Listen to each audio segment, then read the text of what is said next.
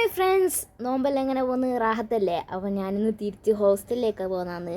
അങ്ങോട്ട് വരുന്ന സന്തോഷം ഒന്നും ഇങ്ങോട്ട് തിരിച്ചു വരുമ്പോൾ ഉണ്ടാവില്ല. അതിൻ്റെ മുഖത്ത് കാണാനില്ലേ, എന്താണെന്നറിയില്ല. ഇന്ന് വല്ലാത്തൊരു സങ്കടമാണ് തിരിച്ചു വരുമ്പോൾ. എന്താണെന്നറിയില്ല, നോമ്പായത് കൊണ്ടായിരിക്കും. അതെന്തെങ്കിലും ആട്ടെ. പിന്നെ ഫ്രണ്ട്സിനെല്ലാം കാണുമ്പോൾ ആ സങ്കടം എല്ലാം അങ്ങ് പോകും. പിന്നെ നമ്മൾ വടകര റെയിൽവേ സ്റ്റേഷനിലെത്തി. നമ്മളിപ്പോൾ 1.5 കൊല്ലം തികച്ചിരിക്കുകയാണ്. ഇപ്പോൾ ഹോസ്റ്റലിൽ വന്നിട്ട് നമ്മൾ എക്സാം എല്ലാം കഴിഞ്ഞ് പിന്നെ നമ്മൾ ട്രെയിനിന് വേണ്ടി വെയിറ്റ് ചെയ്ത് കുറച്ച് കഴിയുമ്പോൾ തന്നെ നമ്മൾ ട്രെയിൻ വന്നു. കുറച്ചല്ല, ലേശം ലേറ്റ് ആയിരുന്നു ട്രെയിന്. ലേറ്റ് ആണോ, നമ്മൾ നേരത്തെ എത്തിയാണോ എന്നറിയില്ല. നേരത്തെ എത്തിയാന്ന് തോന്നുന്നു.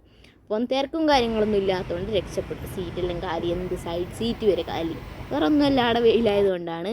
പിന്നെ നമ്മൾ കുറച്ച് പേര് അവരൊന്നും ആലോചിച്ച് ഇനിയിപ്പോൾ നല്ല ഫുഡില്ല, ഉറക്കമില്ല എന്നെല്ലാം ഇങ്ങനെ ആലോചിച്ച് ഇരിക്കുകയാണ്.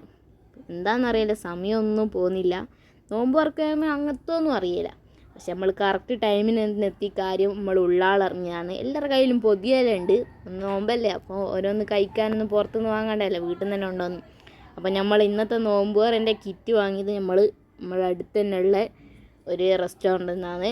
പിന്നെ അതിൻ്റെ കൂടി നമുക്ക് നല്ല ജ്യൂസെല്ലാം ഉണ്ടായിരുന്നു. അങ്ങനെ ബാങ്ക് കൊടുത്ത് നമ്മൾ നോമ്പെല്ലാം തുറന്ന് ടേബിൾ മേൽ നിരത്തി വെച്ചിട്ടുള്ള ഫുഡാണ് ഇത്രയും ദിവസം നമ്മൾ കണ്ടത്.